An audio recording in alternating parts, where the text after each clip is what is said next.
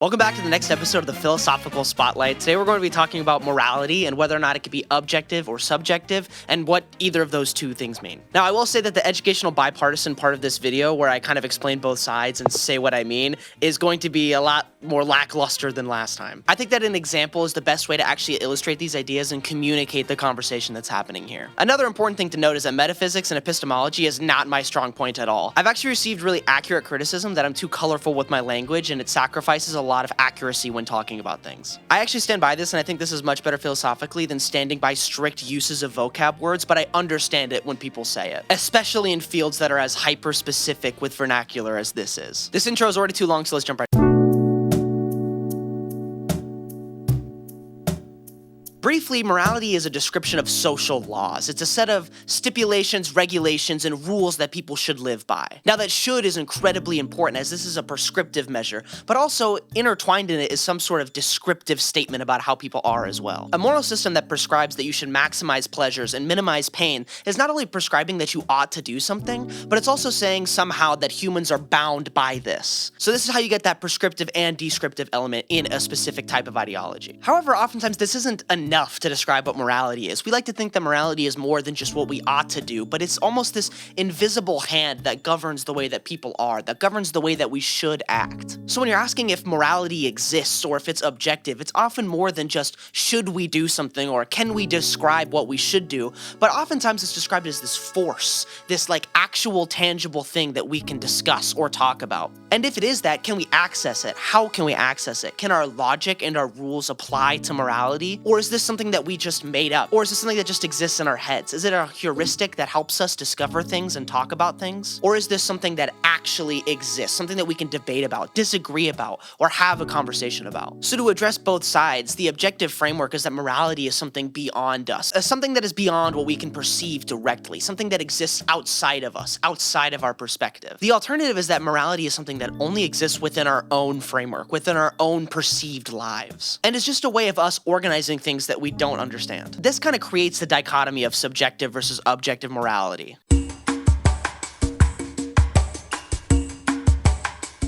Objective morality is most commonly referred to as stance independent, meaning that it exists regardless of the perspective of humans, or it exists regardless of the perspective of one human, or just one perspective in general. That it might even exist regardless of any perspective. It might just exist in the natural world. This is often written down as a set of moral principles that you should be adhering to. This is usually in a religious context, but a lot of philosophers have tried to discover how does morality work, and then how can we actually make rules that applies to everybody. From the perspective of an objectivist, it's hard to imagine that something as important as morality is up for interpretation or could be described or mandated by humans. Examples like this come up when we talk about things like slavery. When you ask somebody why is slavery wrong, it seems almost intuitively incorrect to say that it's wrong just in my opinion. Without this threat of superiority, it seems like moral oughts might not be tenable or even exist at all. Non-religious objectivists also exist, as it's a sect of philosophy that tries to describe what we should do and put rules that are supposed to apply to all humans, regardless of circumstance, perspective, or anything like that. These are classic moral frameworks like consequentialism or virtue ethics that try to say that people should be this way,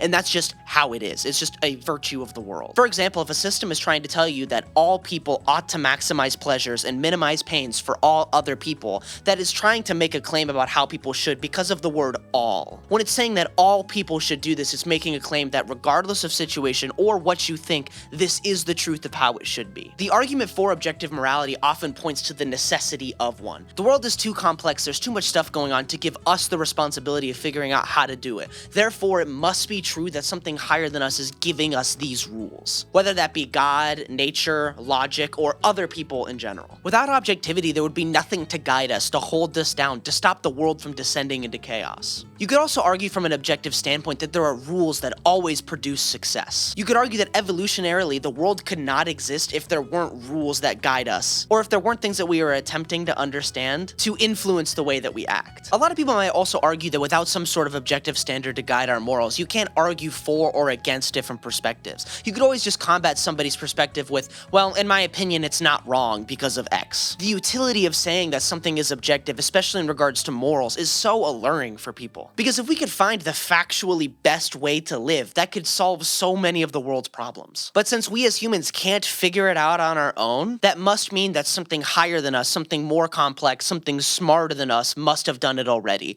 because we're still here to tell the story. Something must have worked. Note that some of these arguments have no bearing on whether or not morality is actually objective, and a lot of these are saying why it should be objective, or why it should be considered objective. Try to follow along when those arguments divulge, when those arguments differ from saying that it is actually objective versus that it should be objective, because those are two very different things. You'll also notice that in the subjectivist argument, it's kind of the same thing as well. To actually tease apart the differences between when something is or ought to be something is ironically one of the hard things to do when you're talking about whether or not morality is or ought to be subjective or objective.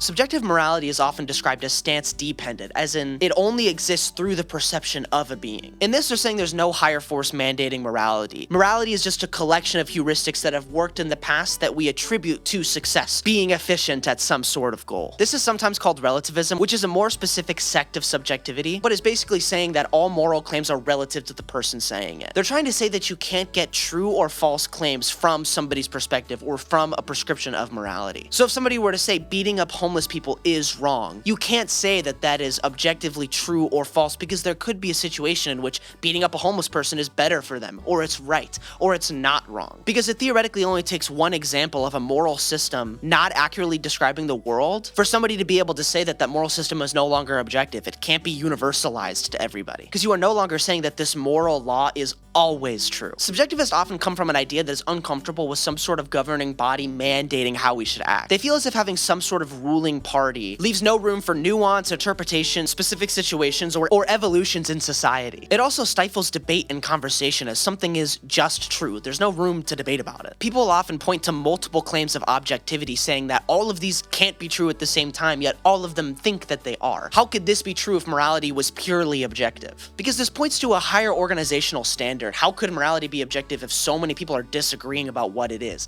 Is it truly objective if so many people are saying that different truths are true? There are lots of different kinds of subjectivists, as all of them are trying to posit some sort of structure on how we view morality, even though it's not necessarily objectively true. Here are some examples. The most common stance is that morals are just a statement of having a preference for or against something. It's simply just saying, I prefer this over this. This isn't just the end of the justification, however, as a lot of these moral preferences lead to desirable outcomes like pleasure or not death. Morality instead is a collection of man-made rules that have been hyper-convenient for our survival, but don't exist beyond that. And the word preference in this case doesn't have to be deflationary. You could have an extremely high preference for something. You could even say that something is so unpreferable that it is the highest unpreferable thing among all unpreferable things in my life, and that statement becomes more than just I like the color purple. Another point often made by subjectivists is that morals that were claimed to be objective by objective groups of people have changed and evolved over time. How could you have been objective but the morals have changed so much? This is most commonly referenced in the worldwide support of slavery, especially the ones condoned in the Bible. How could it have been objectively true if society has changed and evolved from then, and nowadays you wouldn't ever condone slavery? I'll explain a system in the second half of this video that is often seen or considered subjective, even though I would argue that it's a little bit more objective than that. I would consider it to be some sort of middle ground between the two at worst, or at best an objective framework. And note that a lot of these arguments have no bearing on whether or not morality is actually objective or subjective. They're actually saying that it should be. This is the kind of same disclaimer that I was making with objective morality, and that sometimes it's hard to tease them apart.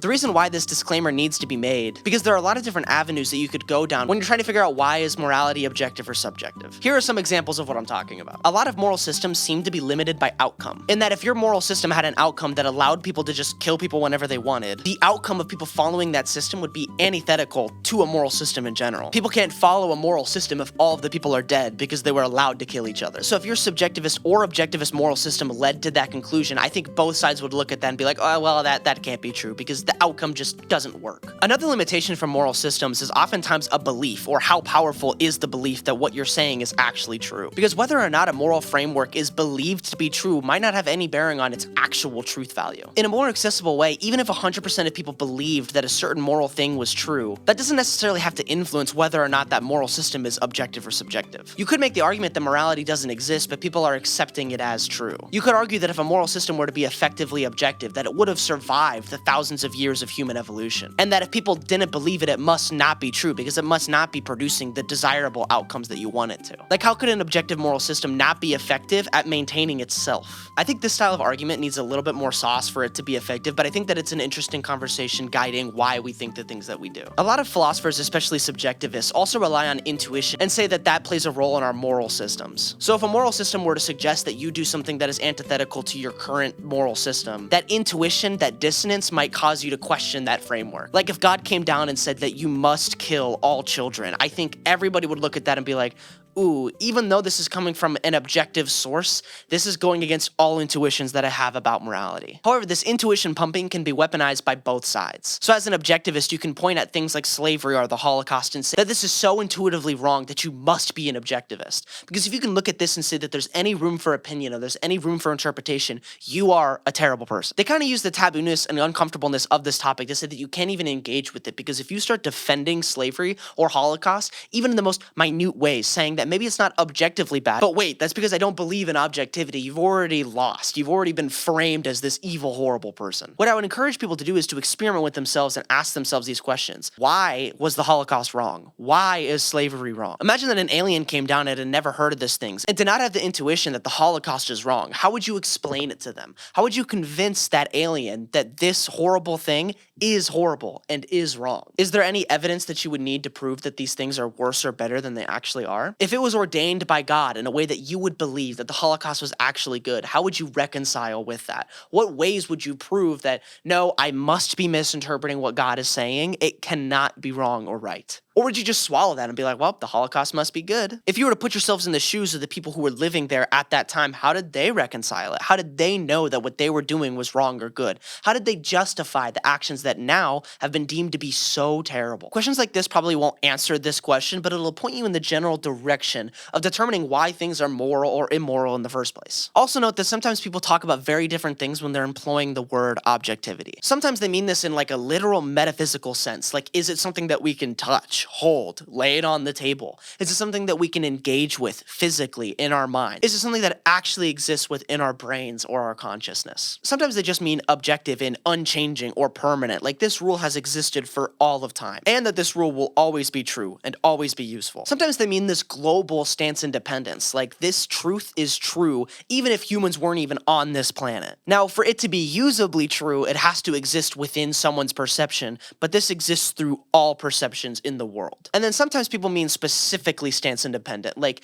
it exists within a human perspective that it's true for them and it's objectively true for them, but it might not be true or exist outside of perspective in general. Like if humans weren't here, morality wouldn't exist.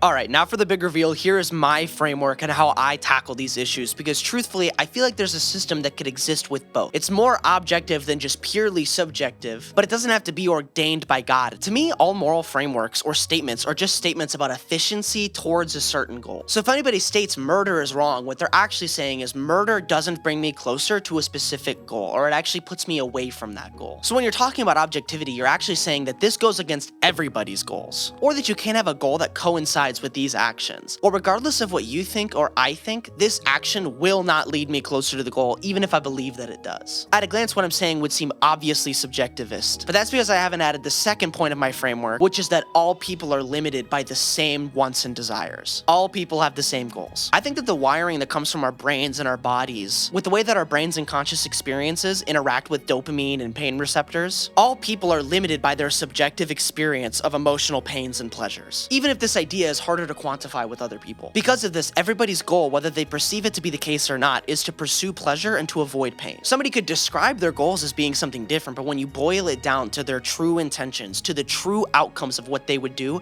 it is always going to be those two things. And it should be reiterated that people can be incorrect about the way that these actions cause them to perceive pleasure or pain. For instance, someone might say that sacrificing my own personal happiness at the moment for somebody else only incurs negative pain and wouldn't align with the pursuit of pleasure. They might believe that this is why they're doing the things that they're doing. But when you look at the equation and how this action actually bears out, it's very obviously true that there is more pleasure to be gained by doing this than pain, even though the initial action seems to be causing negative pain. The intrinsic feeling of doing a good deed, the social clout gained from doing something good, the eternal promise of heaven because you did something good, these are all good things and pleasant experiences to feel, and are worth the sacrifice of that temporary pain. So despite believing that what you are doing is causing more pain than pleasure, there is an objective truth to how those equations are actually bearing out. So with these two combined, all moral statements can just be an equation that describes a unit of measurement, this amount of pleasure versus this amount of pain, and that there is an objective truth ordained by the universe that will truthfully dish out those equations, regardless of our stances on them. It gets a little bit more specific than just a measurement of pleasure or pain, though, as you also have to take into account accurate predictions, or just predictions in general,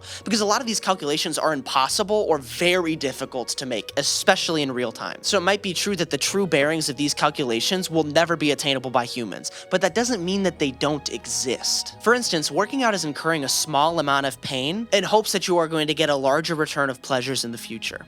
These pleasures can prevent future health risks because you're a healthier person, or it can make you happier because of the way that people treat you. However, when you go to the gym, you can injure yourself because you worked out too hard and pulled the muscle, and that would be an incredibly detrimental negative to incur. It might be true that when you went to the gym, someone went in and stabbed you, but you couldn't look at the action or the decision to go to the gym and say that that was a reasonable thing that you could have predicted, or something that could have reasonably contributed to the equation of harms and benefits. But when you look at your predictions when making a decision, the probabilities that certain outcomes are going to give you pleasure and certain outcomes are going to give you pain, that is the decision that I think is important. So it's not necessarily consequentialist to say that the outcomes are important because it's about your prediction or what you want those outcomes to be, not necessarily what actually bears out. Despite the complexities of trying to actually figure out how these equations or actions bear out, there are certain things that you can definitively say give a certain amount of pleasure or a certain amount of pain. Now, the intuition about what morality is, it feels like this is saying something slightly different than what we mean when we say, are you being moral? Or is morality objective? It seems like the decision on whether or not you should go to the gym is kind of a different thing than what morality is trying to get at. However, there's some interesting ways to calculate consequences that can be applied to moral statements about what one should do or shouldn't do.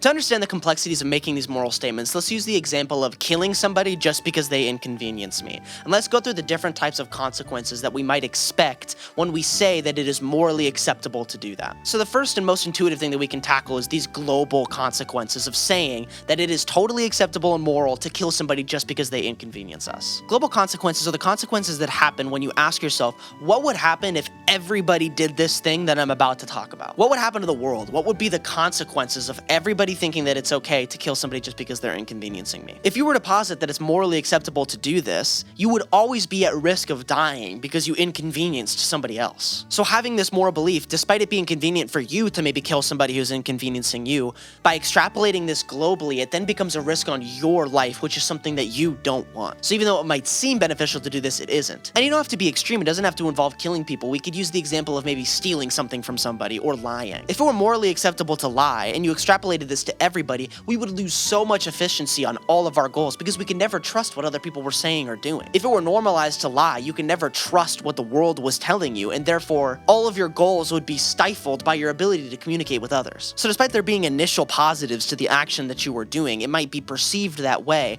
The long-term consequences when you extrapolate it to the rest of the population very obviously hinders your ability to do things. The next type of consequences are social consequences. These are decided and automatic actions that people have to you when you decide to do something. So we'll use the same two examples from earlier. It's somewhat reasonable to assume that people experience the world in the exact same way that you and I do, or at least in a similar way. So if I were to kill somebody simply because they were inconveniencing me, reasonably, people who liked that person and loved that person would come after me because of the action that I had just did. So doing this, despite it being convenient for me at that moment, might come out to bite me in the butt because of the people that are reacting to the things that I had done. As a society, you'll also suffer legal consequences or social consequences for doing the things that you're doing. If you're a person that is constantly lying, you're going to lose friends for doing that. Because socially, these consequences are an inevitable part of the actions that you are doing. If nobody likes you, this is probably going to impact your ability to pursue pleasure and avoid pain, despite the temporary gain of the lie. The most nebulous, but I think also the most important consequences are these individual consequences. These are things that happen to your character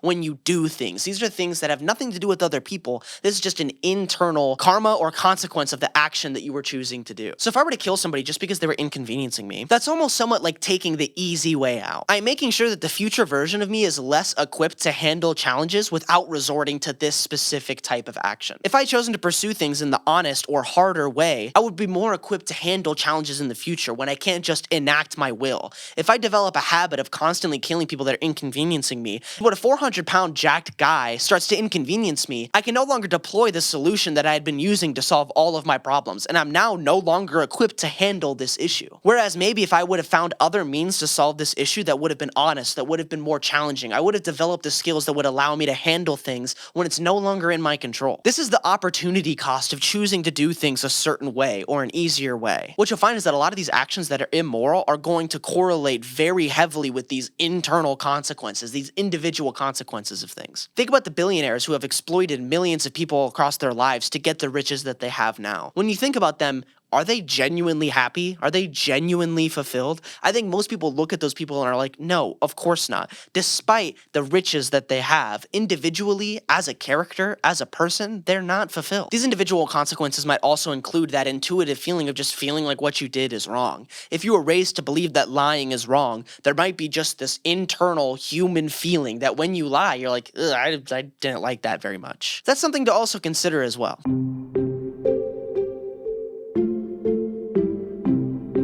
So the question then becomes, is the system that I've just posited, is it actually objective or subjective? To me, the truth of these consequences in relation to their moral statements has so many of the same aspects and qualities as an objective framework. It just might not qualify as such depending on what kind of framework you use, or how you describe things to be objective. In a conventional sense, the consequences are not stance dependent, as in whether or not you believe these consequences to be real has no bearing on whether or not you will actually be affected by these consequences, or whether or not these consequences will actually bear out. You could be mistaken about the way that the consequences are actually going to bear out, but that doesn't change the underlying facts of your actions. You can think that the act of stealing isn't bad, but the consequences of stealing will always be a possibility, and whether or not they happen is not up to you or I. This seems to be making a stronger statement than what subjectivists are saying, because it's not up for personal interpretation. You can't just be like, I feel like stealing is actually fine because of X, Y, and Z. This is also true for when people describe what their goals are and why they are actually pursuing those goals. Because if you attempt to do this net harms, net good equation that I'm asking you to do about your actions,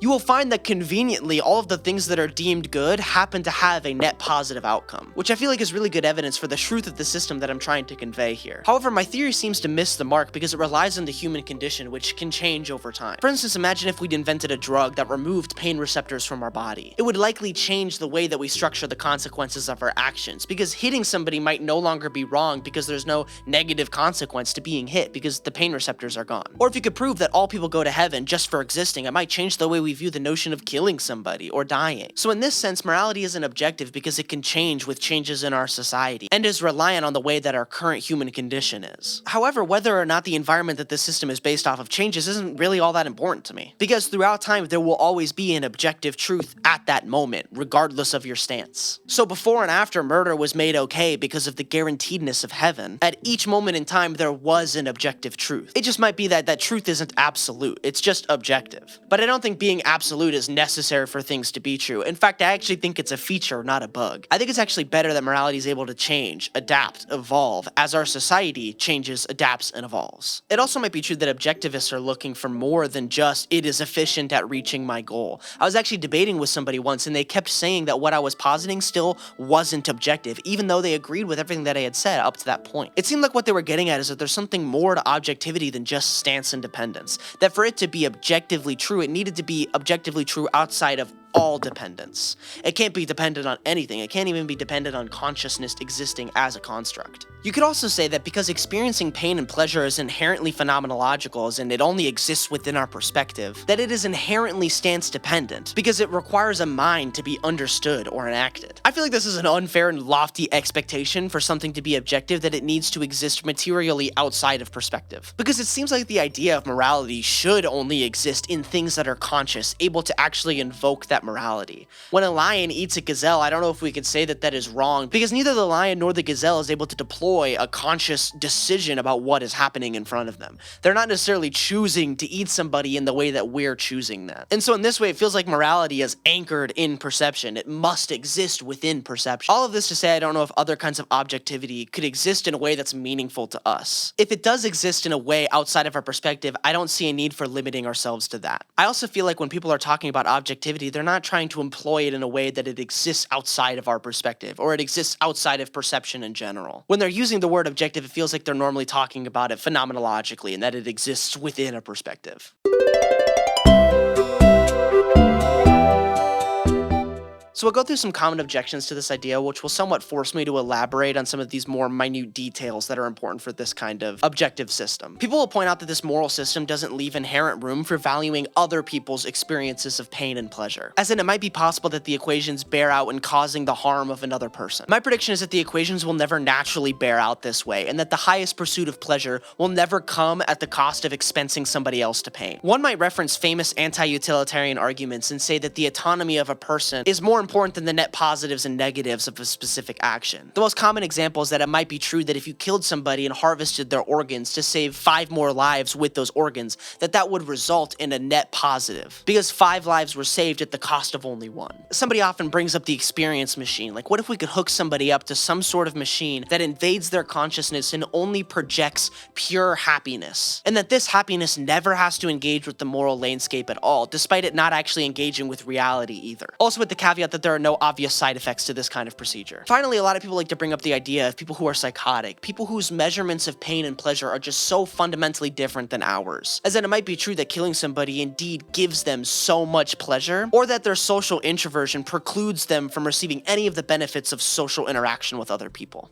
So instead of arguing against each of these points individually, I'm just going to add a bunch of caveats and rules to my current system, so hopefully as the audience you're able to match them to the counter-arguments that I just described. So instead of measuring one individual's calculations for pain and pleasure, instead it might be useful to measure all involved parties. This will probably be the way that you have to do it because of the pervasiveness of these social and global consequences, and how all of the actions that you do will likely influence other people. So their measurements of pain and pleasure are also important when augmenting your decisions, because most people agree that together humans are much better at producing pleasure experiences than they are alone. Because it might be true that on your own a specific action will give you one measurement of pleasure, because inherently we are social creatures that benefit from collaboration and are able to do much more with other people involved. So it might be true that losing out on those connections is enough of a pain to warrant including other people's measurements into your own. Another important point to mention is that autonomy seems to be a prerequisite to being able to experience pleasure. It could be true that someone isn't truly experiencing pleasure if they're not freely choosing to experience it. Or it could be true that in the equation when you're bearing out the pleasures that you're receiving, it's worth half the value, or it's only half as effective because you didn't actually choose it. It's just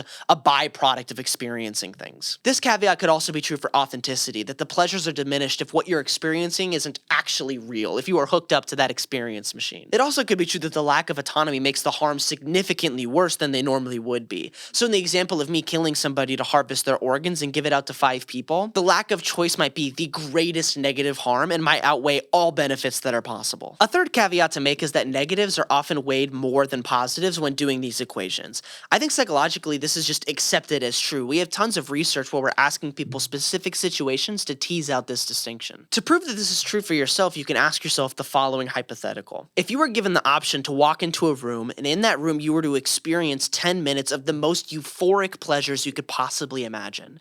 I'm talking about pleasures that are so good and otherworldly that you would never experience something as good again. However, after that 10 minutes, it was then followed by 10 minutes of the most unimaginable torture, pain that you could never possibly experience in the real world because it is just so heinous and so bad that we have yet to experience on a human scale. The question is, would you walk into that room? And most people say no. And this is also often true when you are lowering the amount of time that you were in that hellish experience. Even if it were only 5 minutes of hell for 10 minutes of heaven, people still choose to not walk into that room. That's because humans are kind of designed to be risk averse. They're kind of designed to naturally avoid this kind of pain. So this means that the harms that are inflicted to people will often weigh more than the benefits that might be perceived by other people. The final addition to this argument is to imagine how pain and pleasure will bear themselves out in all possible worlds. worlds, even if it's not the world that we're currently living in. So for the psychotic person, it helps to imagine two worlds in which they exist. In a world where they're not psychotic, it would cause that person more pain than pleasure to just kill somebody, even though in the psychotic world where they are psychotic, it causes them more pleasure. But beyond that, the amount of pleasure that somebody could experience being normal instead of psychotic will always outweigh the pleasure that they gain being psychotic instead of normal. So when you compare the two worlds, it might be prescriptively true that the psychotic person gains more pleasure by being able to kill people. It's still not broadly true that killing people causes more pleasure. In fact, it doesn't even bring that statement into question, because the amount of pleasure that they would gain being not psychotic and choosing not to kill people would still be significantly more than the pleasure that they are gaining being psychotic and killing people. And so it doesn't challenge the whole prescriptive, it just puts it into a specific lens where you look at that person and be like, dang, it really sucks that they are built that way, that they just are that way. Because intuitively we know as humans, these people are significantly less happy or fulfilled than they could be. And you could always technically caveat these statements with a normal person given normal circumstances should follow these rules. But a psychotic person isn't normal, so it might change the way that we interact with these things. But I think the issue of the psychotic person is also enacted globally and socially when we think about our laws and the way that we treat these people already. Because if you think about it, our laws are already created to keep these kinds of things in mind. This kind of addresses that first point that the system that I'm positing doesn't inherently value the pain and pleasures of other people around you. But when you take into account global and social consequences, it seems obviously true that that's the case. You could also argue for the case of the psychotic people that despite the way that they're wired, if they chose to not kill people, they would still be better off. That the benefits of resisting that urge would outweigh the small-term benefits of killing that person. Or that the diminished returns of sociability are actually perceived as being negative to them, but internally react positively. But I don't know enough about abnormal psychology to make this kind of description, but I think it's important or possible to think.